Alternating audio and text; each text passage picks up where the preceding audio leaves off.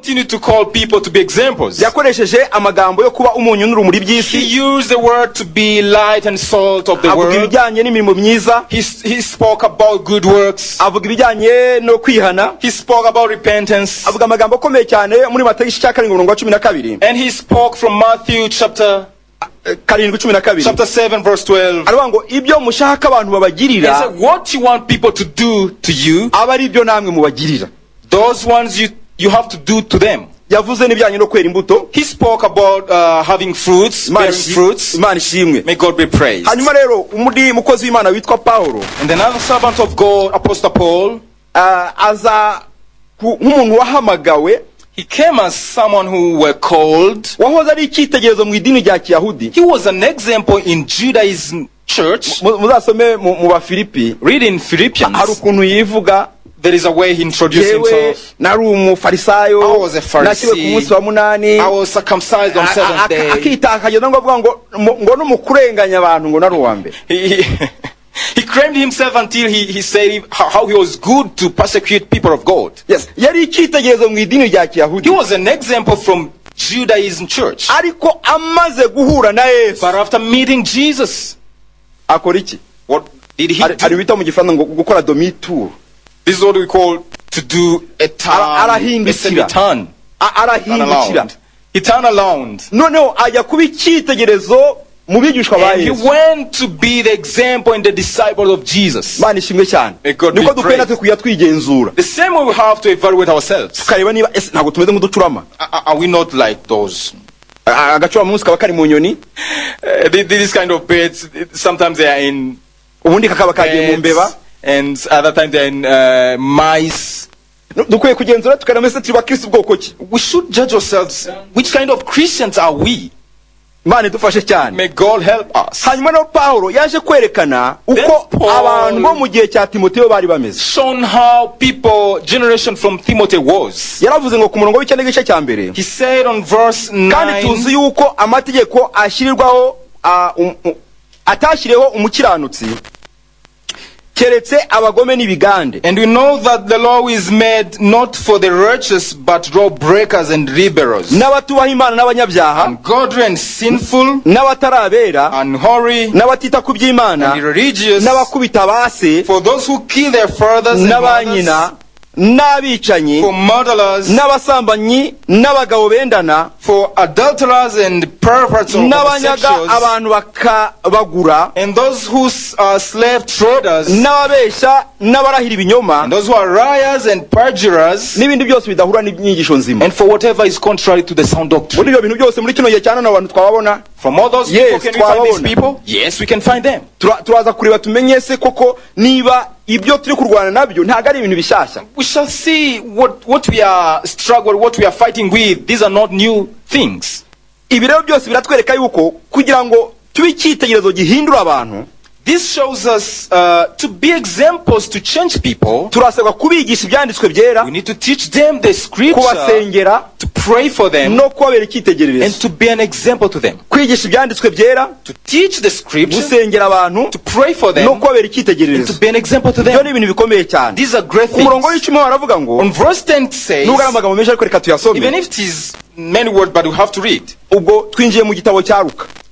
ni ukuvuga ngo tumaze kumva uko mu gihe cya Timoteyo byari bimeze. This is the story from Timothy. reka turebe noneho mu gihe cya Tito nababwiye ko ngira ngo nabibabwiye Timoteyo yari umushumba w'itorero ryo mu Efeso. Timothy was a church leader in Ephesus. mu Efeso nabijyamo cyane bigatwara umwanya, ariko wari umujyi ukomeye uruto dufite ubu ngubu. Ephesus was a great city compared ntabwo to the one byari we have byoroshye today. kuhabwiriza. It was not easy to preach the gospel there. kuko n'ibigirwamana byari mu Efeso nta biri hano muri kino Even gihugu. the idols which were in Ephesus are not here in Rwanda. ngira ngo n'abatwumva bari hanze y'u Rwanda. Even those who are listening to us from outside Rwanda, imikorere y'ibigirwamana yarahindutse. the way the idols works changed. ariko nubwo byahinduka bitanahinduka, whether they change or not, Yesu afite imbaraga ku mbaraga z'umwijima Jesus zose. has power above every kind of power. Imana ishimwe May cyane. God be praised. Kuri Tito rero wari umushumba w'itorero ryo mu kirwa cya Kirete. For Titus from the island of Kilete, Iki kirwa kiba mu nyanja ya Mediterane. this island is from Mediterranean Sea. Mediterane ni nyanja iri hagati y'Uburayi na Afrika mu gice cy'amajyaruguru. This is the sea between Africa and Europe. Harimo ibirwa byinshi. There are many islands. Ariko bene data banditse ibyanditswe byera bahisemo kutubwira ibyo muri kino kirwa cya Crete. But the people who wrote this gospel chose to speak about the Crete island. Ku gice cya mbere gora ku murongo w'icumi, From chapter 1 verse 10, abwira Tito, Paul wrote to Titus, arabubwira ngo kuko hariho benshi b'ibigande for there are many n'abashukanyi, rebellious people, mere takers and deceivers, cyane cyane mu bakebwe bavuga ibitagira umumaro. especially those from those who are circumcised group. Ahanga bano bakebwe dushobora kubagereranya na bamwe Juste yavuga ngo nabapagani bo mu rusengero. We can compare these people who were circumcised with these pagan people from the barya nabo bavuga ibitagira umumaro. They speak nonsense. Ngo bakwiriye kuzibwa iminwa. They are supposed to be silenced. Kuko hariho imiryango y'abantu bubika bakayimaraho. Because they are ruining whole household by their teachings. Bigisha ibidakwiriye kugira ngo babone indamu. They teach what they are not supposed to teach to have bad gains. Umwe mu bahanuzi wabo yaravuze ngo abanyakireti n'abanyabinyoma iteka. And one of their own secret prophets has said Cretans are always liars. Ni inyamaswa mbi, evil brutals, n'abanyanda mbi b'abanyabute. Uko niko uyu mugabo yavugaga. Muza ko numwanya mwaza gusoma mwumve ko abantu bo muri Kirete bari abantu bafite imico mibi. This is how Paul spoke about these people. If you read, you will find how these people were so bad. Ariko Imana ishimwe cyane. But God be Ububi glorified. bwabo, Their bad character, bwabaye inkomyi y'ubutumwa bwiza bw'umwami wacu Yesu it had not been a hinder to the good gospel of Jesus Christ. Ikimenyetso gihari ni ikihe? What is a sign? Nuko Paul yandikira Tito. It is when Paul wrote to Titus, amubwira uko abubatsi ngo bakwiriye kwifata. he shown or he talked to him how akamwereka uko couples should behave, abapfakazi bakwiriye kwifata, how widows could behave, akamwereka ko mu bakira ubutumwa bwiza akwiye gutoranyamo abashumba, how from the saved people you should choose the readers, the church readers. hanyuma akanamubwira uburyo urubyiruko rukwiye kwitwara. Show him how young people should behave. Ndagira mbabwire ngo nitwanga kuba icyitegererezo, I would like to tell you, if we don't want to be example, Imana izahamagara abandi. God will call other Kuko hari people. umugambi Imana ifite izasubiramo. Because there is a purpose that God Imana yaje has and will not kuducungura change. ubuziraherezo. God came to redeem us completely. Kandi ihamagara abantu kugira ngo bajyane ubutumwa And He bwiza. called people to send the gospel. Muri iki gihe twavuga ngo twe byifashe gute? What can we say nowadays? Muri igihe cya none, Nowadays, reka mbwire abasore n'inkumi banteze amatwi, let me tell young people, ladies and gentlemen who are listening to me, gusuzuma ibibazo dufite natwe mu muryango wacu and nyarwanda. let's evaluate the problems we have in our Rwandan society. Hari igihe tuba abakristu Sometimes we are badatega amatwi Christians ngo bamenye ibibazo biri who are mu. not listening to the world information. Iyo utazi ibibazo biri mu bantu ntushobora If kubasengesha. you don't know the problems among people, you Niyo cannot mpamvu pray for dukwiye them. gutega amatwi. That's why you need to Niyo mpamvu listen. dukwiye gusoma. That's why you need to read. Uretse ko nabira ntago abantu bakisoma. Even people don't know Uri read gasoma ntabwo Bible. ushobora gusoma inyamakuru. And if you don't read the Bible, you cannot read the journals. Niba utumva radio Life Radio ntushobora kumva izindi radio ziri If kwa you're cyangwa not listening to Life Radio, you cannot listen tune to other international radios. Ariko mperutse gusoma ibinyamakuru bimbwira ko But I have read the journals, and I have read that ko mu mpera z'umwaka wa 2019 by the end of the year 2019, abana b'abakobwa bagera ku 18,000 mu Rwanda batwaye inda. young girls about 18,000, they were pregnanted. Ni ikibazo rero kubona This is a great problem. 18,000 18,000 by'abana of young girls. batwaye inda. Muri uyu mwaka wa 2020 In this 2020 year, amakuru yavuga ko kugeza mu kwezi kwa munani until the month of August, hari bavuga ngo mu mezi atatu from the period of 3 months, abana bageze ku 70,000 batwaye inda. 70,000 young girls get pregnant. Sinzi ni muri kubyumva ngo mwumve ikibazo I ko don't know kimeze. whether you analyze this problem. dukwiye gutekereza tukamenya ibibazo bindi zose tukamenya ukuntu imbaraga z'umwijima zirimo zikora kandi dufite imbaraga z'Imana. We should think deeply about the problem of society and see how the devil is taking God's people. Ibyo ni ingero nyana nafashe mu These rubyiruko. are short examples from the young people. Ntabwo nagiye ngo ndebe nshake urubyiruko rufunze kubera ibiyobyabwenge. I have not gone to search for the young people who are imprisoned because of drugs. Ariko ni dukwiye gutekereza nk'abantu bahamagawe But we n'Imana. should think about them as people who are called by God. Ibi byose biratwereka iki? What does this show us? Bamwe batekereza ko ibi byaha biterwa ngo no gufata abana ku ngufu. Some people think this is because of rape, cyangwa se ngo bigaterwa n'irari ry'ibintu or ndetse because n'ubutunzi. of lusts. Ibi ndemeranya n'ababivuga. I agree with those who speak. Ariko nge nkavuga ngo impamvu nyamukuru But the main reason ni ikibazo cy'imitima iri mu rubyiruko, is the problem of heart in young imitima people. idafite Imana, The heart which does not have Jesus, imitima does not idatinya have Imana, God. imitima idatinya Imana, Heart which does not fear God.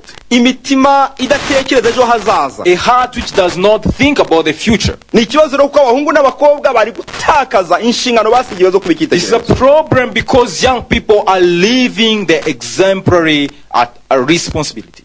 Hano turamutse tuvuze tuti wenda uyu ni umutwaro w'abakobwa, If we say maybe this is a burden, a responsibility of girls, ababateye inda bashobora kuba banigaramiye, maybe those who pregnated them, they are free. ariko nubwo bakwihisha But whether they escape, amaso y'Imana azababaho. God's eyes are on them. Imana idufashe cyane. May God help Niyo mpamvu dukwiye us. gutekereza kuri ibyo bibazo That's byose. why we should think about those problems. Twatekereza rero ibibazo byo muri za kasho mu bigo ngororamuco byiganjemo urubyiruko kubera ibyaha bitandukanye. We can also think many other problems from prisons, from other rehabilitation centers. Most of them, they are young. Benshi bafungiye kwiba, Most of them are prisoned because of gukuramo inda,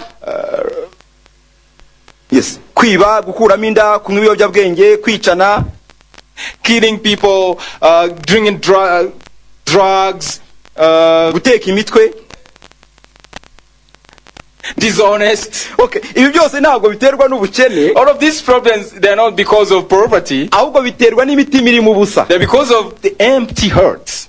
Kuko njya numva amakuru y'uko uramutse ugiye ku Iwawa ushaka gusangamo n'abana b'ababyeyi bafite I find that if you go at Iwawa Rehabilitation Center, you can find children from good families. Pero kumva inkuru yambabaje kuri I've radio. heard one story which made my heart to be sad. Ni inkuru y'umwana w'umukobwa It is a story of a young girl. watwaye inda hanyuma afata icyemezo cyo kuyikuramo. She was pregnant and she made a decision to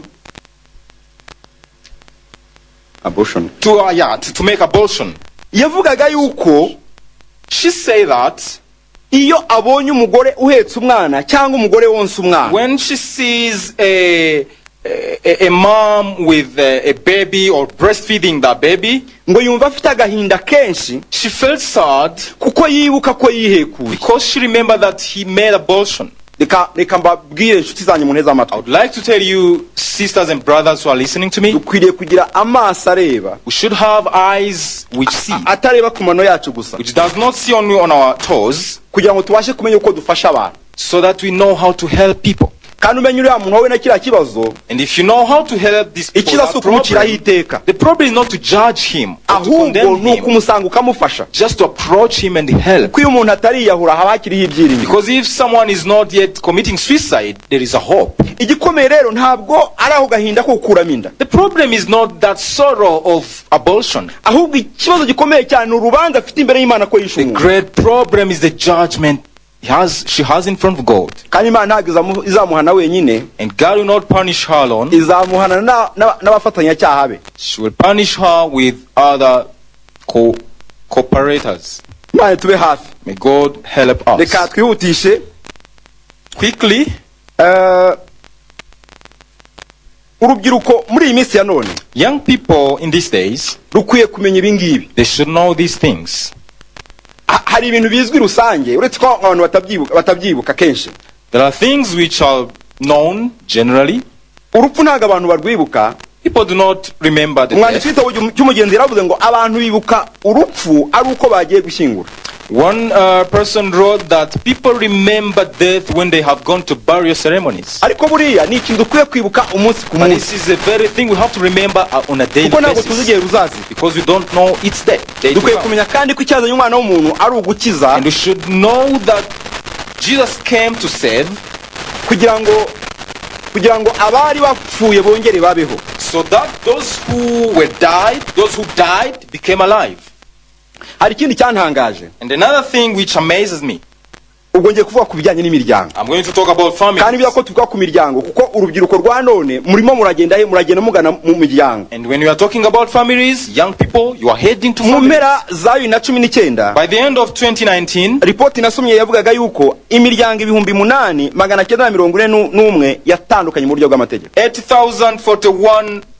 8,100, 8,000 abo ni abagiye mu nkiko, those people went to the court. ariko dugutekereza n'abataragiye mu nkiko. But also think about those who didn't go to the Noneho court. wabigiranya n'ibyari biri muri situation yo muri 2018, Comparing to the situation of 2018, ibyo maze kuvuga ni 2019. this is for 2019. Noneho mu 2018 ho ni imiryango yari 1,311. 2018 it was 1,311. Ukoze imibare yoroshye ugakora ikinyuranyo ubona ko hari ikibazo gikomeye The cyane. simple average, you see that there is a great difference.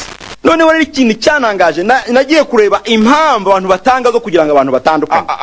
I went to search for reasons which people give for separation, for divorce. Nta hantu ushobora gusanga yuko biterwa no kugira umutima utagira Imana.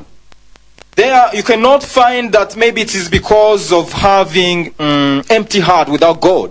Tukwiye gutekereza tukavuga ngo ariko se niba bimeze gutyo twebwe ubuhamya bwacu turi icyitegererezo muri societe. We can think, are we really examples in the society? If it is Cyangwa like natwe turafite abatandukanya, turafite, or even we have those kind of examples. dukwiye rero gutekereza amaso yacu agahumuka. Our eyes should be kugira ngo enlightened, urubyiruko rumenye ibibazo biri mu rubyiruko, so that young people know the kandi problems in urubyiruko rumenye younghood, ibibazo biri mu ngo, and young people should know the problems in hanyuma batangire couples, batekereze ngo mbese dukwiye gukora iki. and start to think about what to do. Tuzangira urubyiruko munteze amatwi, Friends, young people who are ndashaka listening to kuvuga me, ku kindi kintu cyitwa kuba I would icyitegererezo like to talk about being example n'uburyo wahitamo umuntu wakubera and the icyitegererezo. way to choose a role model. Ni byiza kugira ngo umuntu afite umuntu avuga ati uyu niwe cyitegererezo cyane. It's better for a person to have a role model. Paulo yaranditse mu gice cya 11 cy'Abakorinto umurongo wa mbere, Paul wrote to Corinthians chapter 11, aravuga ngo Verse mugere 1. ikirenge mu cyanjye kuko nangera mu cya Kristo. and he said, follow my example as I follow the example of Christ.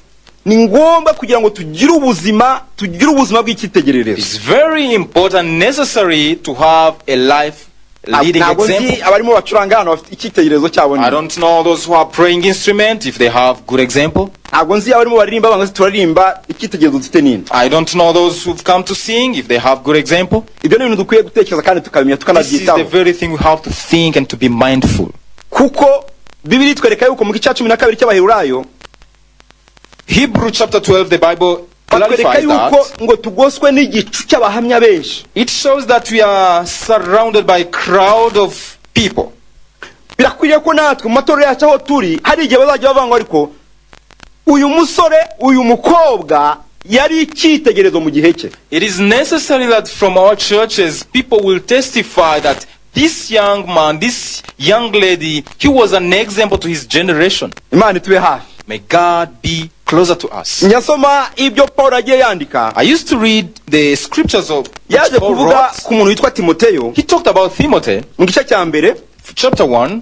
kwera ku murongo wa 3 yavuga Paulo yavugaga Imana nkora nkurikije basokuruza mfite umutima utanshira urubanza. The God which I serve from my forefathers with a heart free of any judgment. Hano harimo ibintu bibiri. There are two things. Paulo mu Bakorinto yavuze yuko agera ikirenge mu cya Kristo. For Corinthians, Paul, he said he followed the example of Christ. Ariko hano ari kutubwira yuko anareba mu bamubanjije.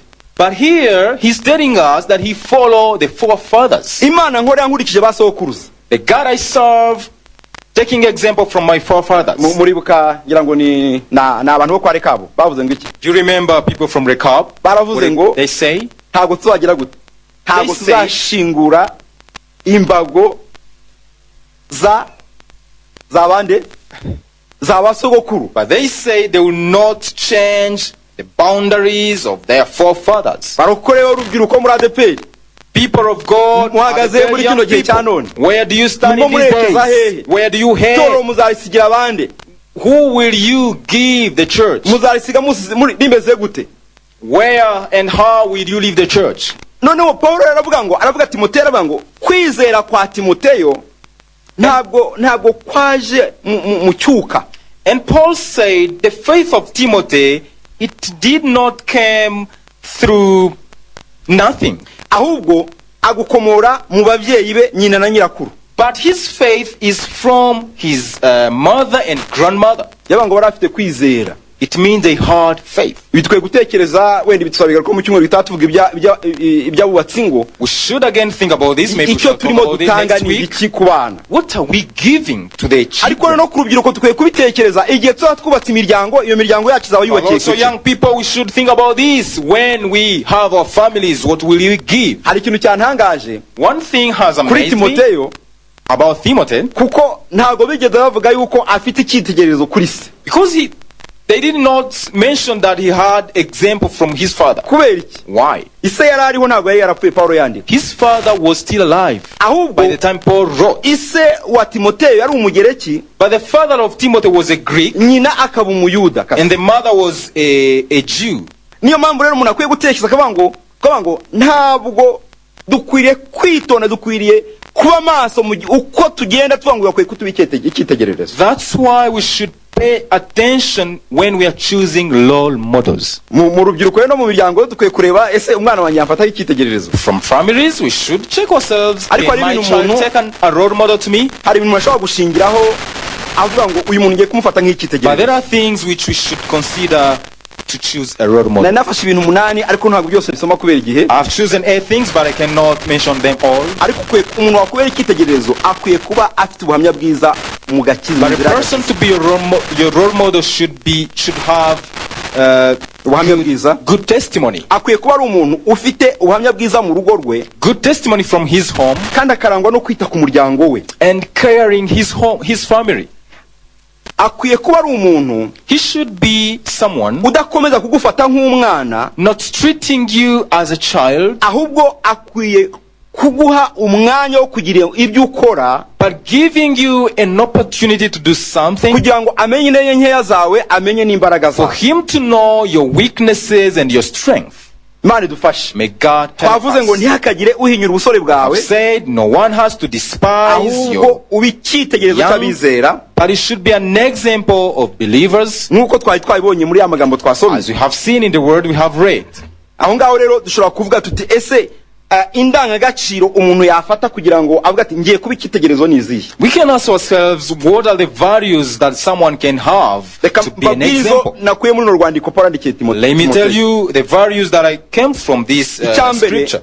Nukuba ikitegerezo cy'abizera, is to be an example of believers, cyangwa se kudahinyurwa n'abizera ndetse n'abatizera, or just to be firm and not be despised by non-believers or believers. Mu byo uvuga, from your speech, mu ngeso zawe, from your attitudes, mu buryo ukunda, from the way you love, mu kwizera, faith, no umutima uboneye, and pure heart. Bino wabigenzura hehe? How can you evaluate this? Abantu urubyiruko urafite umwana w'urubyiruko amubwira ariko ntiza telefone yawe ndaye message utanga. If you have a young person, you can take his phone and check the message. Bitewe n'ibibamo. Maybe he cannot allow you to give you the mobile phone. But I would like to tell you, hari ukuntu ibi za social media zigukontrola wowe ubwawe. There is a way these social medias control you.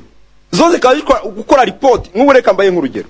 Let me give you an example. Nujya ufungura nka YouTube, if you open YouTube, urebe nk'ibintu nka 5 bijeho, you check the first 5 slides. Bizerekana uburiwe.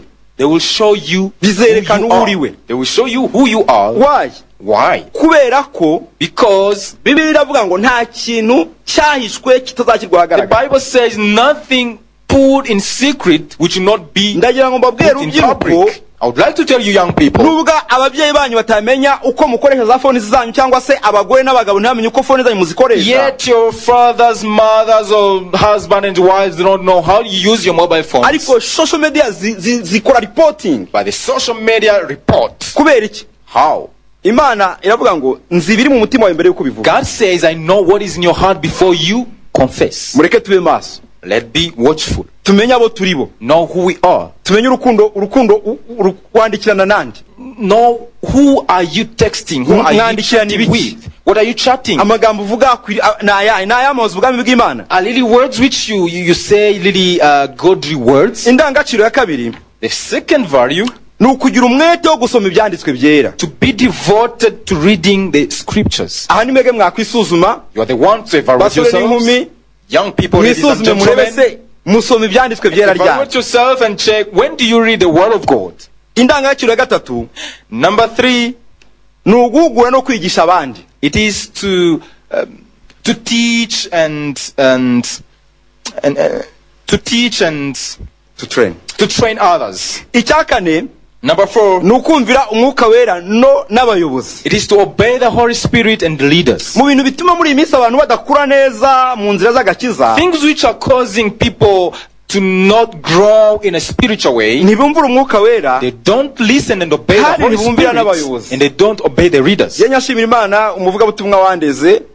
I really thank God because the evangelist who raised me, nubwo nari mfite ubumenyi burenze ubwe, yet I knew I was wise and intelligent than him. Ariko nemeraga ko hari ibyo azi mu nzira y'Imana. But I accepted him from what he knows from niba mpaye imirongo nsoma narayisomaga. If he gave me the scripture to read, I had to read. Niba mbwiye atari ko umuntu udaheruka gusenga n'abantu ariko ko ntago mperuka gusenga. If he told me you have not prayed, I used to recognize, yes, I have not prayed. Ntago nzi mwebwe namwumvira abayobozi banyu. I don't know if you obey your leaders. Ariko rubyiruko nshuti muneze amatwi. But young people who are following me, kubatswa mwuka wera, be devoted to be baptized in the Holy Spirit, kandi mwumvira abayobozi banyu, and obey your leaders.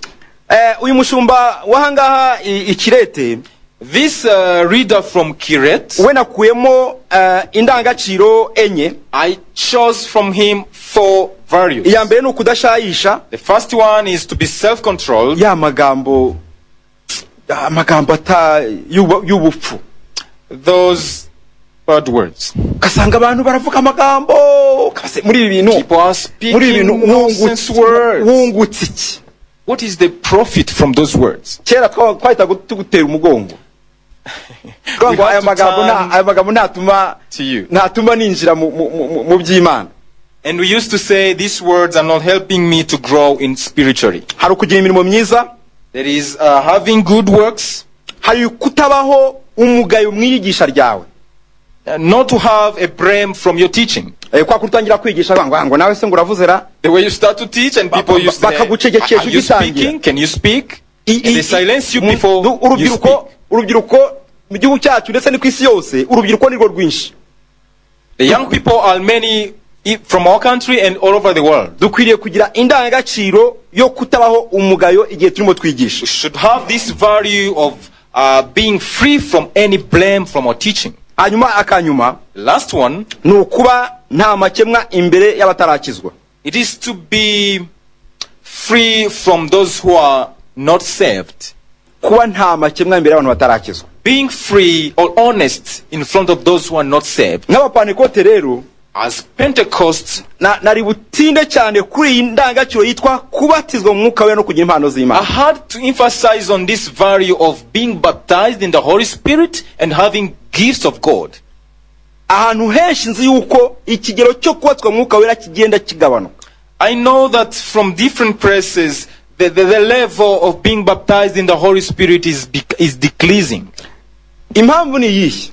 What is the reason? Nuko abantu badafite indangagaciro za Gikristo. People do not have Christian values. Abantu baravangavanze. People are mixing things. Baravangavanze. They are mixed. Ariko nyuma y'izi nyigisho, but after this teaching, ndifuza yuko ubuhanuzi bwo muri Yoweri, I wish the prophecy from Joel, ibyakozwe no mu cya 2:18, Acts chapter 2 verse 18, ivuga ngo nzasuka ku mwuka wanjye ku bantu bose, saying, I will pour out the Holy Spirit to all people. muri abo bantu bose urubyiruko rw'abakobwa n'abahungu rurimo. And from those people, the young people, ladies and gentlemen, you are there. Nimupfukame musenge mwiriza ubusa mubwire Imana ngo waravuze ngo abahungu n'abakobwa turimo. And say, God, you said, young ladies and gentlemen, we are included.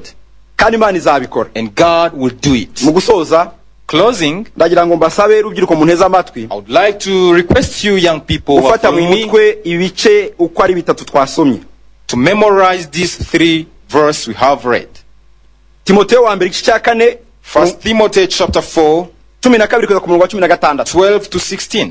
Muhafate mu mutwe. Memorize that. Ngera ku mudugudu wanjye ngasanga hari abumvise kiro cy'inyigisho nzajya mbishyuza. If I reach to my church, I will ask them about this. Ko ntabwo turimo dukina. Because you're not joking. Genda umwarimu iyo nigishaga natanga n'ikizami. When I was a teacher, I had to give exam. Utazakora ikizami cyanjye azakora ikizami cy'Imana. If you don't do my exam, you will do God's exam. Ahandi ni Tito igice cya 2 umurongo wa 7 n'uwa 8. Another is Titus chapter 2 from verse 8, 6, 7 and 9. Nashatse kongeraho Daniel 12 umurongo wa 3 wavuga ngo Daniel chapter 2 12 verse 8. No, 3. 12 verse 3, Daniel. Haranditse ngo kandi abanyabwenge bazarabagirana nk'uko umucyo wo mwisanzure ry'ijuru, n'abahinduwe benshi kuba kiranutsi bazaka nk'inyenyeri iteka ryose. Amen. Those who changed many to be righteous will shine as stars forever and ever. Ntega amatwi. Listen to me. Nimugira umwete wo guhuza aya magambo n'imibereho yanyu ya buri munsi, If you are devoted to relate this word with your daily lives, muzaba igisubizo kuri bya bibazo byose twabonye, you will be the solution to all the problems we have mentioned, byugarije urubyiruko n'imiryango muri rusange, which are all over hindering the families and young people. kandi muzabona ingorano tumaze kuvuga. And you will see the rewards we have said. Reka dusenge. Let's pray. Mana turagushimiye. Father, we thank you. Duhaye umwanya wo kumva ijambo Because you ryawe. have given us an opportunity to listen to your word. We'll pray that Kugira ngo twebwe nubwo ducecetse, we, even if we are silenced, ariko umwuka wera ntagaceceka. by the Holy Spirit we keep speaking. Komeze kwigisha abasore n'inkumi b'Abanyarwanda Teach young people, Rwandans, n'abanyamahanga bumvise kino cyigisho, even foreign people who have heard this kugira ngo teaching, twese tube icyitegererezo so that we all become examples cy'abakumenye of believers n'abatarakumenya, and non-believers, kugira ngo ibendera rye ryo kunesha so that your flag, your victory rizamurwe mu moko yose be y'isi. exalted in all nations of the Tusabye mu world. izina rya Kristo umwami We n'umukiza pray in wacu. Jesus Christ, King and Savior. Amen. Amen.